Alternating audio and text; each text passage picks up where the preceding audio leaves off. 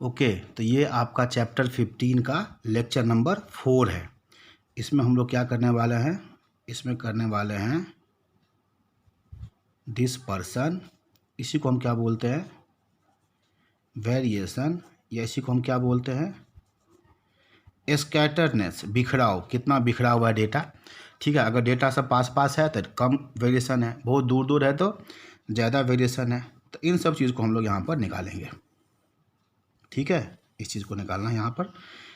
तो देखते हैं, पहले यहाँ पर देखो, एक पेज यहाँ पर है बुक में, बुक आपके पास होगा ही। तो यहाँ पर होता क्या है, इस चीज़ को भी समझेंगे, क्यों निकालना होता है ये भी समझेंगे। तो आप पहले देखिए, यस, यहाँ पर डिस्पर्सन, एब्सोल्यूट मेजर्स और रिलेटिव मेजर्स, दो तरह से डिस्पर्सन को निकाला जाता है, एब्सोल्यूट मेजर्स और रिलेटिव मेजर्स।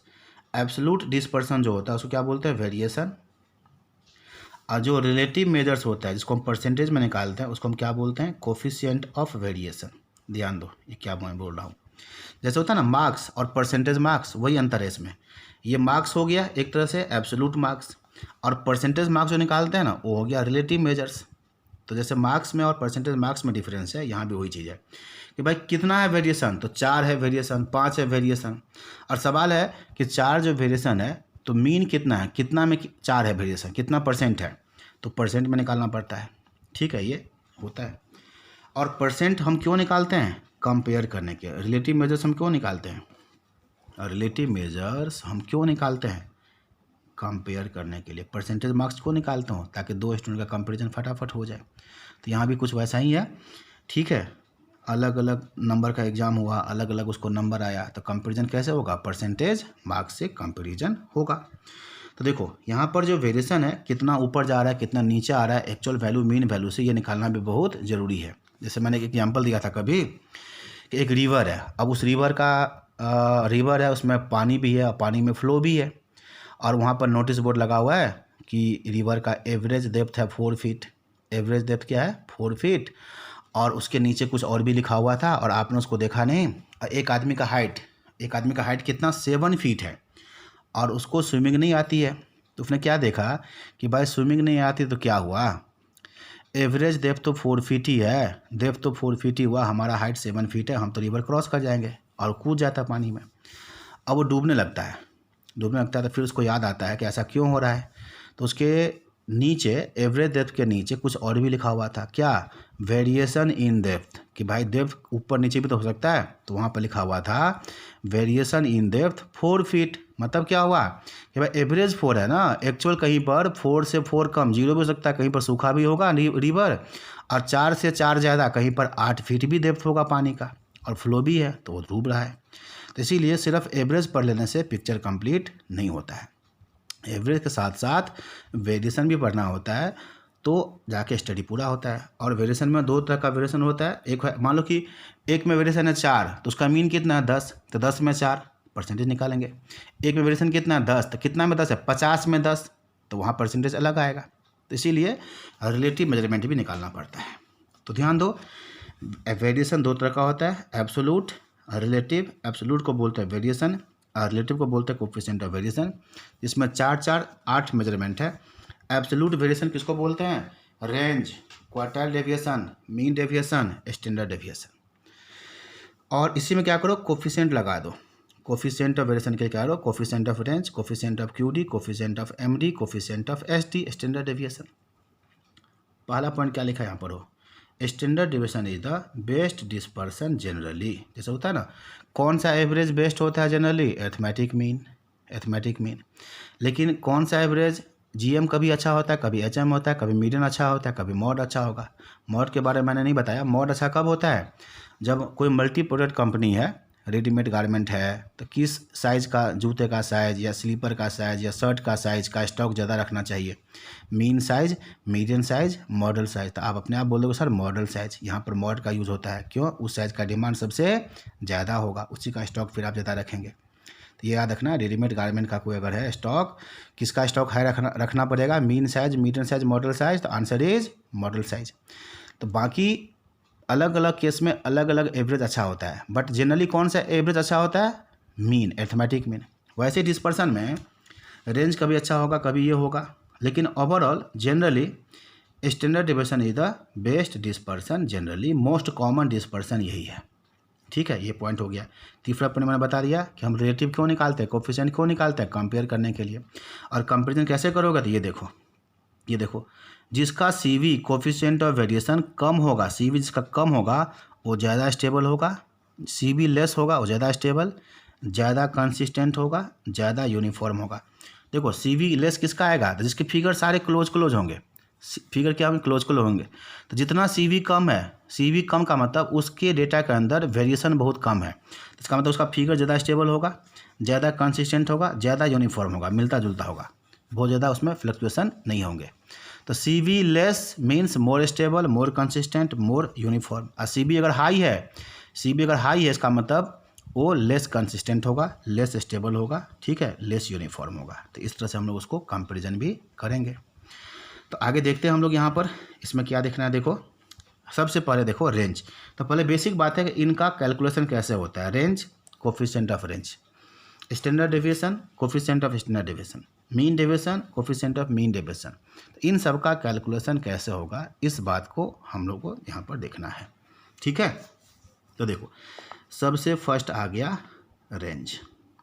रेंज बहुत सिंपल होता है। रेंज का फार्मूला है largest value minus smallest value. Coefficient of range का formula L minus S divide में L प्लस एस। ये कोफिशिएंट रिलेटिव होता है ना, इसीलिए इंटू कर दो 100% बनाना होता है। जैसे देखो ये एग्जांपल 1 है, x है रुपीज़ में, ये सब रुपीज़ में है। इसका मीन निकालोगे तो रुपीज़ में आएगा, मीडियन निकालोगे रुपीज़ में आएगा। रेंज कैसे निकालोगे, देखो लार्जेस्ट वैल्यू कितना 45, स्मॉलेस्ट कितना है 5, 45 रुपया माइनस 5 रुपया, तो क्या आ गया 40 रुपया रेंज आ गया। रेंज रुपीज़ में आया, सारे एवरेज रुपीज़ में होंगे, सारे एब्सोल्यूट वेरिएशन जो होंगे वो रुपीज़ में होंगे। लेकिन जैसे कोफिशिएंट निकालोगे ना, तो देखो क्या है, ऊपर रुपीज़ नीचे rupees, L minus S L plus S into 100। तो ये रुपीज़ से फ्री हो जाएगा, ये नंबर में आएगा। 80 क्या है, परसेंट लगाना, परसेंट लगा दो, बस नंबर में रहता है।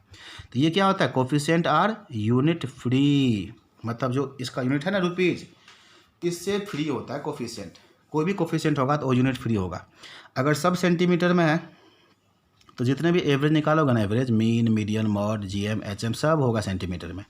जितने निकालोगे ना variation, range, QD, MD, standard deviation सब सेंटीमीटर में होगा। लेकिन जो कोफिशिएंट है ना वो सेंटीमीटर में नहीं होगा, इसलिए बोलते हैं उसको सेंटीमीटर से फ्री होना, मतलब यूनिट फ्री होता है कोफिशिएंट। ठीक है, तो देखो रेंज को निकालना और कोफिशिएंट रेंज को निकालना बहुत आसान है, समझना भी आसान है, निकालना भी आसान है। ठीक है, दूसरा एग्जाम्पल देखो, इसमें ये फ्रीक्वेंसी x दिया हुआ है, फ्रीक्वेंसी दिया है। बताओ इसमें लार्जेस्ट वैल्यू कौन सा है 8, स्मॉलेस्ट कौन है 2, तो रेंज आ गया, कोफिशिएंट ऑफ रेंज आ गया, कोई दिक्कत नहीं है। ठीक है, और इसी से एक बात पता चल रहा है, देखो यहाँ पर range is independent of frequency and range is quickest dispersion to calculate. मतलब ये फ्रीक्वेंसी से इंडिपेंडेंट होता है। कैसे, देखो यहाँ पर सबसे बड़ा x कितना 8, अब इस फ्रीक्वेंसी को तुम 12 बना दो, 2 को 12 कर दो, तो क्या कोई फ़र्क पड़ेगा, नहीं, सबसे बड़ा वैल्यू 8 ही रहेगा। तो फ्रीक्वेंसी में कोई भी चेंज करोगे तो रेंज पे कोई फ़र्क नहीं पड़ेगा, इसलिए कहा गया रेंज जो है सो फ्रीक्वेंसी से इंडिपेंडेंट होता है। कभी थ्योरी में पूछा नहीं है, बट याद रखना कि रेंज जो है फ्रीक्वेंसी से इंडिपेंडेंट होता है। ठीक है, और कौन सा डिस्पर्सन क्विकेस्ट है, फटाफट कौन सा निकलेगा, तो रेंज। कितना आसान है, लार्जेस्ट माइनस स्मॉलेस्ट कर दो, आ गया आंसर। तो which dispersion is quickest to calculate, answer is range. तो ये भी क्वेश्चन हो गया थ्योरी का। देखो और एग्जांपल देखो, और एग्जांपल में आप ये देखो, तीसरा एग्जांपल देखो, ये कॉन्टिन्यूस सीरीज है, यहाँ पर ये फ्रीक्वेंसी दिया ही नहीं है क्योंकि फ्रीक्वेंसी कोई फर्क पड़ता ही नहीं है। अब यहाँ पर अगर आपको रेंज निकालना है तो बताओ सबसे बड़ा वैल्यू क्या लोगे और सबसे छोटा वैल्यू क्या लोगे। ध्यान दो, ये गैप है, गैप दिख रहा है, तो जब भी फार्मूला लगाओगे तो इस गैप को पहले ख़त्म करोगे। मैंने बताया था इंक्लूसिव टाइप को एक्सक्लूसिव टाइप में कन्वर्ट करोगे, गैप ख़त्म, तभी जाके कोई भी कैलकुलेशन आप करेंगे। तो बताओ लार्जेस्ट वैल्यू कितना लोगे 39.5, स्मॉलेस्ट वैल्यू क्या लोगे 9.5। यहाँ पर रख दो, रेंज आ गया, कोफिशिएंट निकालना तो वो भी निकल जाएगा। अब हम यहाँ पर नोट में बात कर रहे हैं, वही नोट है जो आपको पहले दिखाया था। इसको बोलते हैं ओपन एंडेड क्लासिफिकेशन। गौर करो, ओपन एंडेड में क्या नहीं है, स्मॉलेस्ट वैल्यू नहीं है, लार्जेस्ट वैल्यू नहीं है। भाई स्मॉलेस्ट नहीं है, लार्जेस्ट नहीं है, मतलब एक्सट्रीम वैल्यू एब्सेंट है, सबसे बड़ा नहीं है, छोटा नहीं है। तो बताओ क्या इसका रेंज निकलेगा, बिल्कुल रेंज नहीं निकलेगा। इसका रेंज तो निकलेगा ही नहीं, रेंज तो गया। बाकी जो डिस्पर्सन है, देखो यहाँ पर मैं और दिखाता हूँ, मीन डेविएशन, स्टैंडर्ड डेविएशन, इन सब के कैलकुलेशन में अरिथमेटिक मीन का यूज़ होता है। क्या होता है? अरिथमेटिक मीन का यूज़ होता है। लेकिन ओपन एंडेड में अरिथमेटिक मीन भी नहीं निकलता। ओपन एंडेड में इसका मिड पॉइंट कहाँ से निकालोगे, इसका मिड पॉइंट कहाँ से निकालोगे? अरिथमेटिक मीन भी नहीं निकलता। तो मीन डेविएशन भी गया, स्टैंडर्ड डेविएशन भी गया। तो क्या बचा? थोड़ा बहुत जो चांस बचा किसका? Quartile deviation. और क्वार्टाइल डेविएशन के लिए खाली Q1 चाहिए और Q3 चाहिए। तो इसका Q1 और Q3 निकलेगा। Q1 यहाँ कहीं होगा, Q3 यहाँ पर होगा। इसीलिए डिस्पर्सन में ओपन एंडेड हो तो कौन सा अच्छा होगा, ये बात लिखा है। देखो ये लिखा हुआ है, in case of open ended classification quartile deviation is the best dispersion, और in case of open ended classification median is the best average. ये बात हम लोग पहले देख चुके हैं। और रेंज का यूज़ कहाँ होता है? इसका रेंज का यूज़ होता है, यहाँ पर लिख लेते हैं, आप भी लिख लेना, range is used in quality control. दुनिया में कहीं पर किसी चीज़ का क्वालिटी होता है ना, उसका एक रेंज होता है। जैसे ब्लड में हीमोग्लोबिन कितना होना चाहिए, एक रेंज होता है। उस रेंज में है तो अच्छा है, नहीं तो गड़बड़ है। नहीं, ब्लड शुगर कंटेंट कितना होना चाहिए, तो एक रेंज होता है। बीपी का एक रेंज होता है। तो जहाँ भी क्वालिटी कंट्रोल होता है वहाँ पे एक रेंज डिसाइड होता है। उस रेंज में चीज़ है तो अच्छा, नहीं तो गड़बड़। तो गड़बड़ है तो फिर उसको ठीक किया जाता है मेडिसिन लेकर के, जैसे भी। तो रेंज का यूज़ कहाँ होता है? Range is used in quality control, ऐसा कहा गया। ठीक है, अब आ जाओ बच्चे, हम लोग बात करते हैं क्वार्टाइल डेविएशन। क्वार्टाइल डेविएशन, जैसा कि आप सबको मालूम है कि क्वार्टाइल कितने होते हैं, बताओ कितने होते हैं क्वार्टाइल? तो मत बोलना कि 4 होता है। क्वार्टाइल 4 भाग में डिवाइड करने वाले को बोलते हैं। टोटल क्वार्टाइल 3 होता है, Q1 Q3 Q1 Q2 Q3, लेकिन मेन 2 ही क्वार्टाइल होता है। ये देखो मैं यहाँ पर डायग्राम तैयार कर रहा हूँ। क्वार्टाइल टोटल 3 होता है, Q1, बीच में क्या होता है Q2, तो Q2 को मैं मीडियन लिख रहा हूँ, और एक होता है Q3। तो मेन 2 ही क्वार्टाइल होता है, first quartile and third quartile, lower quartile and upper quartile. तो यहाँ पर कुछ फार्मूला है। क्या देखो, एक फार्मूला है inter quartile range. Inter quartile range का मतलब ये पोर्शन 2 क्वार्टाइल के बीच का रेंज। क्या फार्मूला है? Q3 में से Q1 हटा दोगे, यहाँ से यहाँ तक Q3 है, इसमें से Q1 हटा दोगे तो इसके बीच का रेंज बचेगा। बीच का कौन सा रेंज? बीच का 50%, मिडिल 50% वैल्यू जो होता है इसको बोलते हैं inter quartile range. Formula is Q3 minus Q1। इसका जो आधा होगा, सेमी इंटर क्वार्टाइल रेंज को हम क्या बोलते हैं? इसी को बोलते हैं क्वार्टाइल डेविएशन। इसका आधा मतलब ये देखो, ये आधा मतलब ये पोर्शन, ये काला वाला ये QD है, या फिर यहाँ से यहाँ तक ये काला वाला QD है। ये कहलाता है क्वार्टाइल डेविएशन।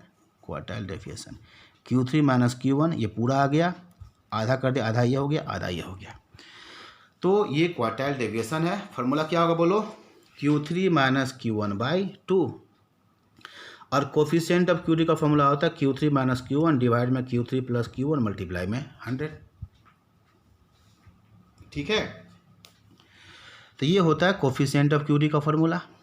तो ये फार्मूला तो ठीक है, ये फार्मूला ऐसे हम लोग, कोई क्वेश्चन होगा ना, इंडिविजुअल सीरीज दिया होगा, डिस्क्रीट सीरीज दिया होगा, तो फटाफट Q1 निकालेंगे, Q3 निकाल लेंगे, यहाँ पर रख देंगे तो QD आ गया, यहाँ रख देंगे तो कोफिशिएंट आ गया। लेकिन इसके नीचे जो है ये थोड़ा सा, ये फार्मूला भी आपको यहाँ देखना होगा। क्या फार्मूला है इसको देखो। ये फार्मूला क्या है, आप देखो Q1 और Q3 को प्लस करके 2 से डिवाइड करोगे तो मिड पॉइंट आएगा। तो Q1 Q3 को जोड़ के 2 से डिवाइड करोगे तो मिड पॉइंट क्या आएगा? मीडियन आएगा। मीडियन का फार्मूला है। अब ध्यान दो, ये Q1 है, इस Q1 में QD प्लस करो तो क्या आएगा? मीडियन। ये भी फार्मूला देखो।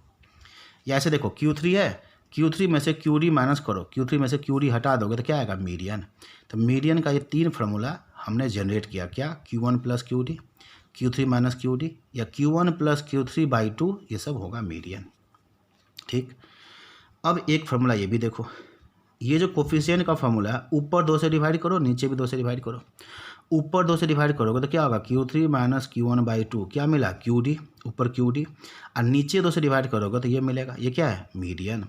तो कोफिशिएंट ऑफ QD का एक नया फार्मूला बन गया, ऊपर QD नीचे मीडियन इंटू 100। अब सवाल ये है कि कोफिशिएंट का फार्मूला ये और ये कब यूज़ करोगे? तो जब ये क्वेश्चन में डेटा होगा, डेटा मतलब इंडिविजुअल सीरीज होगा, डिस्क्रीट सीरीज होगा, तब क्वेश्चन में ये सब पूछे तो हम Q1 निकालेंगे, Q3 निकालेंगे, इस फार्मूला पर चलेंगे। लेकिन सीधा इन्फॉर्मेशन दे दिया, सीधा क्या दे दिया, इन्फॉर्मेशन दे दिया, क्या क्वार्टाइल डेविएशन दिया हुआ है, मीडियन दिया हुआ है, अब फिर पूछे आपसे कोफिशिएंट ऑफ QD निकालो, तो आप ये फार्मूला लगा दोगे। मैंने नीचे एग्जांपल भी लिखा हुआ, उसको भी देखते हैं। लेकिन ये फार्मूला याद रखना और इस डायग्राम को मेमोरी में रखना। जैसे आप एग्जांपल 4 देखो, एग्जांपल 4 क्या पूछा, what is QD and coefficient of QD for the following data. इस डेटा को देखो, कौन सा सीरीज है, ये सीरीज है बच्चा, इंडिविजुअल सीरीज है। अब अगर ये इंडिविजुअल सीरीज है तो इसमें अगर आपको QD चाहिए, कोफिशिएंट ऑफ QD चाहिए, तो आप आराम से Q1 निकालोगे, Q3 निकालोगे, ऊपर वाला फॉर्मूला यूज़ करोगे। तो बताओ Q1 Q3 निकालना तो क्या करेंगे, पहले असेंडिंग ऑर्डर में इसको अरेंज करेंगे। अरेंज करो असेंडिंग ऑर्डर में। क्या असेंडिंग ऑर्डर इसका, 5, फिर 8, फिर 10 होगा, 10 के बाद 15 होगा, 15 के बाद 18, फिर 22, फिर 25, ये अरेंज हो गया। अब बताओ Q1 का फॉर्मूला क्या होगा, Q1 का फॉर्मूला क्या होगा, 1/4 n+1। बताओ यहाँ n कितना है, यहाँ पर n कितना है, n कौन कर लो, 1 2 3 4 5 6 7 7। तो Q1 का फॉर्मूला क्या होगा, Q1 का फॉर्मूला होगा 1/4 n+1। n+1 कितना हो गया, 8। मतलब क्या मिला, सेकेंड टर्म। और सेकेंड टर्म कौन है जी, 8, ये 8 है, तो Q1 8 आ गया। ऐसे Q3 चाहिए, Q3 तो क्या होगा, छठा टर्म। फॉर्मूला भी होगा ना Q3 का, 3/4 n+1 8। तो 4 से 8 काट दो, 2, 2 से 3 का मतलब छठा। छठा टर्म क्या है इसमें देख लो, 1 2 3 4 5 6 22। तो Q3 कितना हो गया, 22। अब Q1 आ गया, Q3 आ गया, ये इन्फॉर्मेशन आपने निकाल लिया। अब इसमें आप ये फार्मूला लगा दो तो QD आ जाएगा और कोफिशिएंट ऑफ QD आ जाएगा। तो लगो फार्मूला क्या होगा, बताओ। QD बराबर कितना आया, Q3 - Q1/2, 22 - 8/2, 7 आ गया।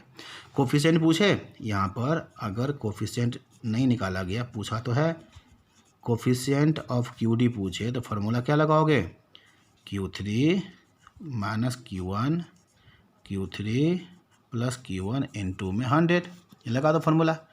और रखो वैल्यू, यहाँ पर क्या वैल्यू रखोगे, क्या वैल्यू रखोगे, जो निकाला आपने वो रख दो।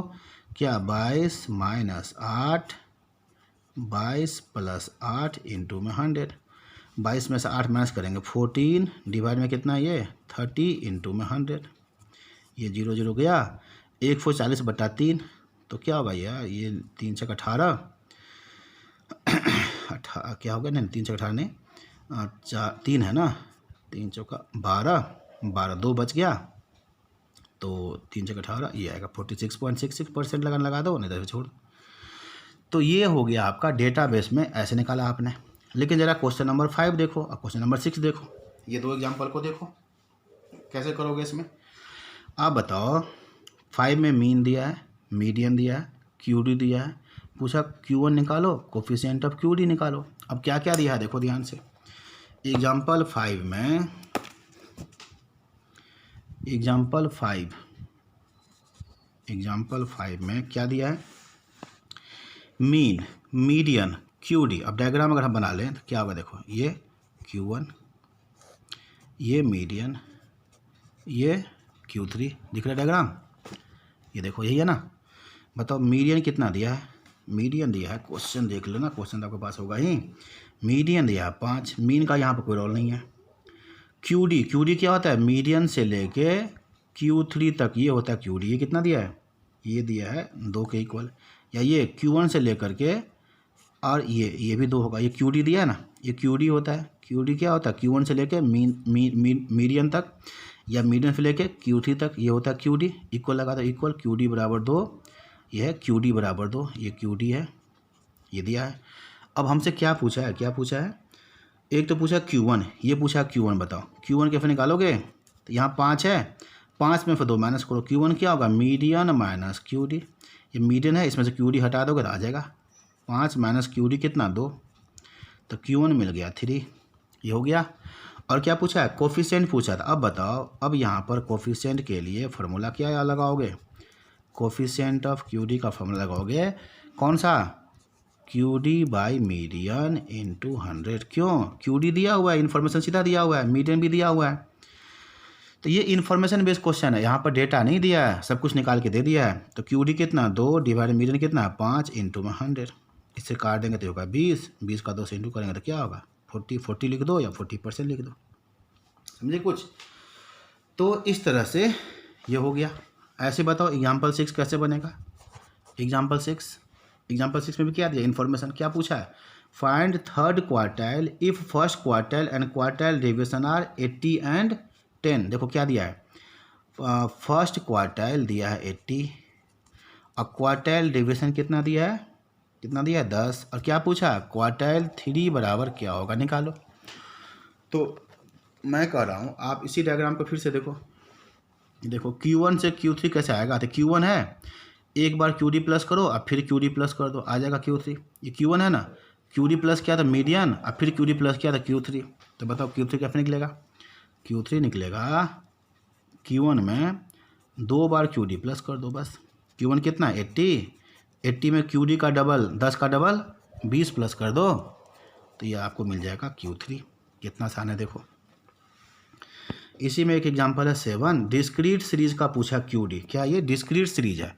इसमें क्या लिखा हुआ देखो, ये x लिखा हुआ है ऐसे, ये x है, यहाँ फ्रीक्वेंसी है और क्या पूछा क्वार्टाइल डेविएशन, x क्या दिया है 2, 3, 4, 5, 6, फ्रीक्वेंसी क्या दिया है 3, 4, 8, 4, 1, और क्या पूछा हमसे पूछा QD क्या है बताओ। तो QD कैसे निकालोगे इस क्वेश्चन में, ये डिस्क्रीट सीरीज है, डेटाबेस क्वेश्चन है, QD निकालोगे Q3 माइनस Q1/2, मतलब इसका Q1 निकालना पड़ेगा, Q3 निकालना पड़ेगा, तब जाके इसका आंसर मिलेगा।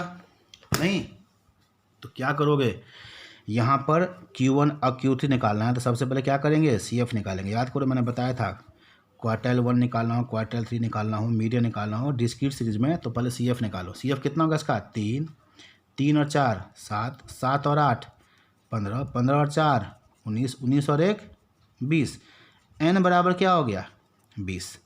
अब याद करो Q1 कैसे निकालोगे, यहाँ पर हम लगाते हैं Q1 का फॉर्मूला क्या होगा 1/4 क्या होगा n प्लस 1th टर्म।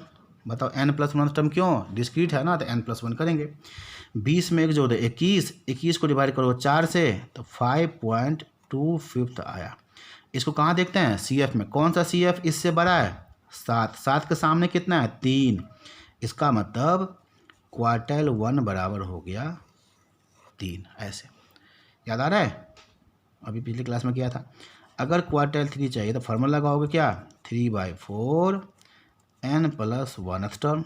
अब 3/4 n प्लस 1 कितना होगा, तो 20 और 1 21, 21 को 3 से इंटू किया 63/4, 4 से डिवाइड करो तो क्या होगा 15 चौका 60, 15.75 ये।